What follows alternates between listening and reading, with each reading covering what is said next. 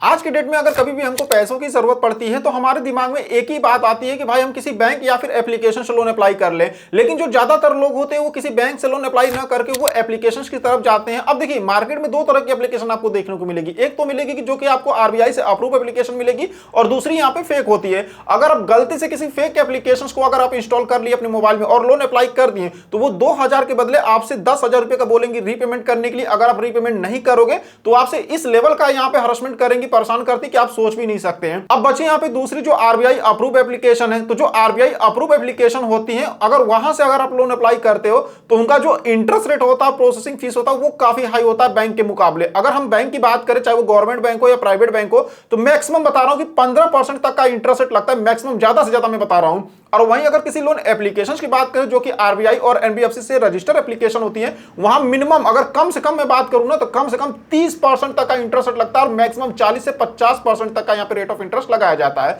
तो हमारे कहने का मतलब ये है कि अगर आपको इमरजेंसी में पैसों की जरूरत पड़ रही है तो आप किसी एप्लीकेशन से लोन ट्राई ना करके आप किसी बैंक से लोन के लिए एक बार ट्राई कर लीजिए।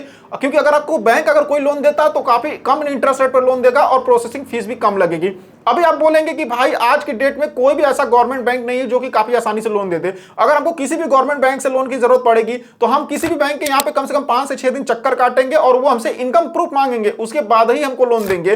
तो इसलिए यहाँ पर हम एप्लीकेशन की तरफ जाते हैं। तो मेरे कहने का मतलब ये है कि अगर आपको, चलिए मानता हूं मैं कि गवर्नमेंट बैंक जल्दी लोन नहीं देता है, ठीक है, तो आज की डेट में आप प्राइवेट बैंक से भी तो लोन अप्लाई कर सकते हैं ना। क्योंकि जो प्राइवेट बैंक होता है आपको भी पता है कि प्राइवेट बैंक की जो सर्विस होती है वो गवर्नमेंट बैंक से कहीं ज्यादा अच्छी होती है।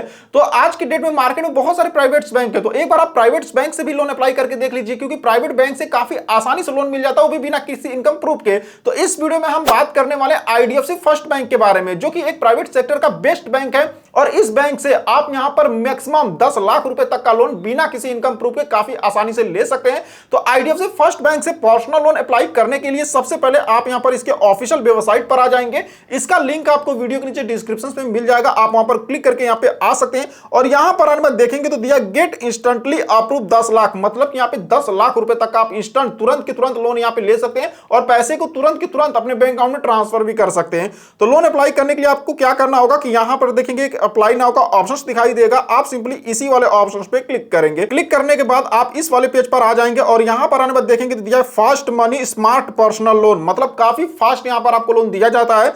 तो यहां पे देखेंगे approve loan offer up to 10 lakh रुपए तक का लोन ले सकते हैं और यहां पे repayment any time with 0 foreclosure charge. मान लीजिए कि अगर आप यहां से लोन ले लिया, ठीक है, और लोन लेने के बाद आपके पास पैसे आ जाते हैं और आप ये चाहते हैं कि हम अपना लोन क्लोज करवा दें, मतलब कि आपने 5 लाख का लोन लिया और आपने 2 लाख तक ईएमआई पे कर दिया, बाकी 3 लाख का ईएमआई आपका बचा हुआ है और आप ये चाहते हैं कि भाई हम 3 लाख पूरा का पूरा दे के एक ही बार लोन क्लोज करवा दें, तो उसका भी कोई चार्ज नहीं लगने वाला है, ठीक है। तो यहां पे देख सकते हैं। अब लोन अप्लाई करने के लिए यहाँ पे गेट मनी के ऑप्शंस पे क्लिक करेंगे।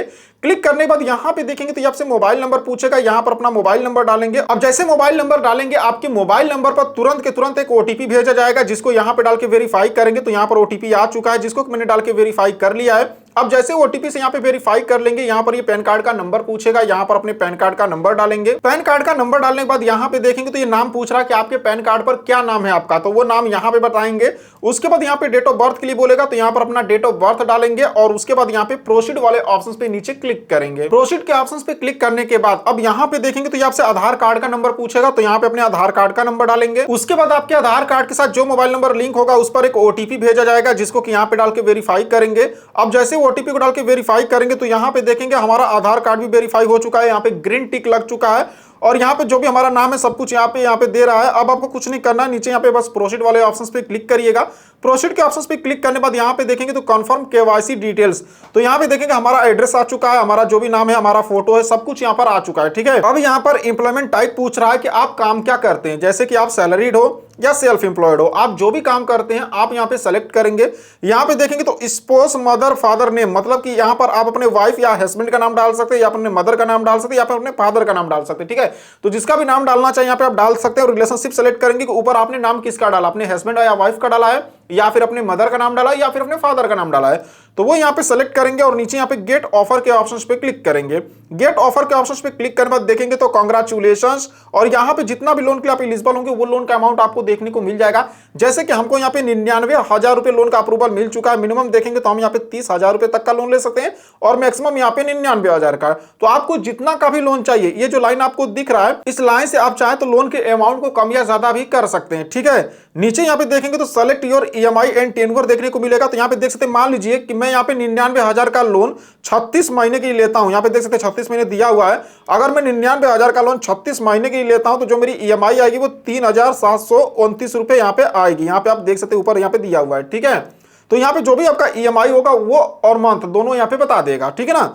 अब आपको कुछ नहीं करना, जितना का लोन लेना है यहाँ पे आप सेलेक्ट करेंगे और उसके बाद नीचे यहाँ पे नेक्स्ट वाले ऑप्शंस पे क्लिक करेंगे। नेक्स्ट के ऑप्शंस पे क्लिक करने के बाद यहाँ पे जो भी आपके लोन का डिटेल्स होगा वो आपको देखने को मिलेगा।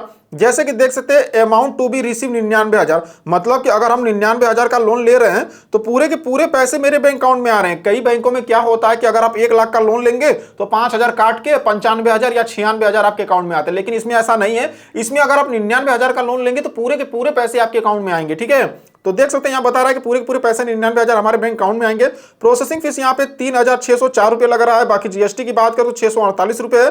टोटल लोन का अमाउंट देखेंगे तो 1,03,252 रुपए है। बाकी ईएमआई यहाँ पे देखेंगे तो 3,729 रुपए है।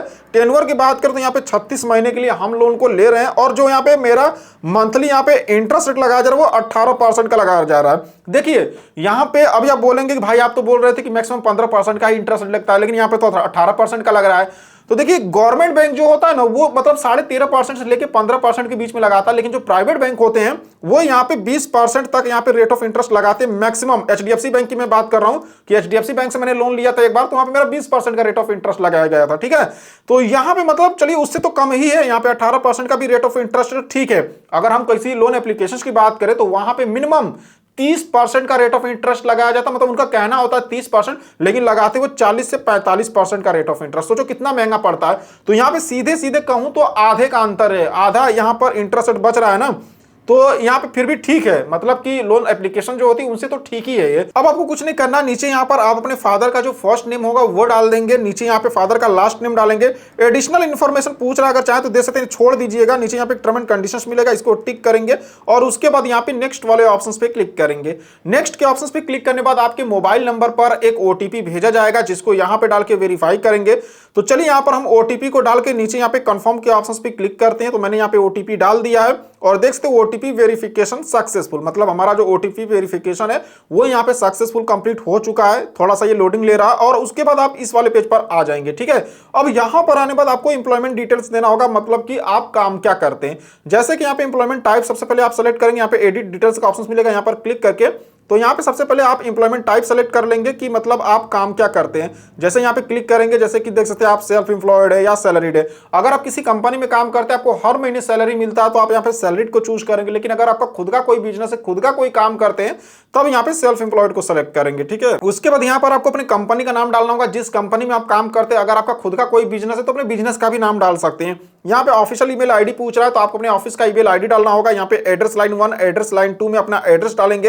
एड्रेस लाइन 3 यहाँ पे ऑप्शनल है, इसमें भी डाल सकते हैं। बाकी लैंडमार्क पूछ रहा है, मतलब अगर आपके नियरेस्ट यहाँ पे कोई भी पॉपुलर जगह का नाम होगा तो वो डाल दीजिएगा। यहाँ पे एरिया का पिन कोड डालेंगे, सिटी का नाम डालेंगे, स्टेट का नाम डालेंगे और सारा एड्रेस डालने के बाद आपको नीचे यहाँ पे सेव एड्रेस वाले ऑप्शंस पे क्लिक करना होगा। सेव एड्रेस के ऑप्शंस पे क्लिक करने के बाद अब यहाँ पे देखेंगे तो ई मैंडेट रजिस्ट्रेशन करना होगा। अब ई मैंडेट क्या होता है कि यहाँ पे जो आपकी ईएमआई होगी वो हर महीने ऑटोमेटिक आपके बैंक अकाउंट से कट जाया करेगी, ठीक है। मतलब मैनुअल तरीके से आपको हर बार जाके रीपेमेंट नहीं करना पड़ेगा, ऑटोमेटिक आप अपने बैंक अकाउंट में पैसा डाल दीजिएगा। महीने की 1 या 5 तारीख को ऑटोमेटिक आपका जो पैसा ऑटोमेटिक आपके बैंक अकाउंट से कट जाया करेगा, ठीक है। तो ये आपको सेटअप करना होगा और इसी अकाउंट में आपका पैसा भी भेजा जाएगा, मतलब जिस बैंक अकाउंट से इमीडिएट आप सेटअप करेंगे इसी अकाउंट में लोन का पैसा ट्रांसफर भी किया जाएगा।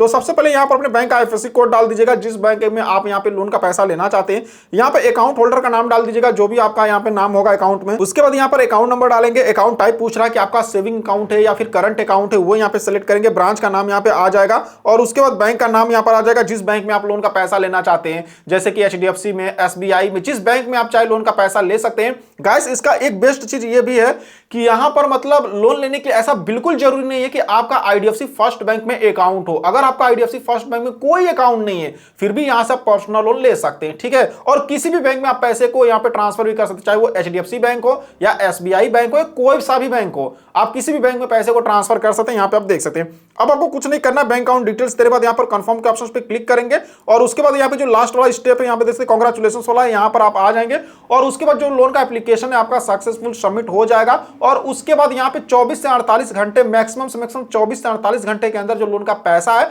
वो आपके बैंक अकाउंट में ट्रांसफर कर दिया जाता है। हालांकि इनका कहना है 24 से 48 घंटे, लेकिन इतना टाइम नहीं लगता है, 10 से 15 मिनट के अंदर ही पैसे अकाउंट में आ जाते हैं। तो इस तरीके से आप आईडीएफसी फर्स्ट बैंक से पर्सनल लोन के लिए अप्लाई कर सकते हैं। सो आई होप कि आपको वीडियो पसंद आई होगी। अगर आपको हमारी वीडियो पसंद आई हो तो इस वीडियो को एक लाइक करना और चैनल को सब्सक्राइब करना बिल्कुल नहीं भूलिएगा।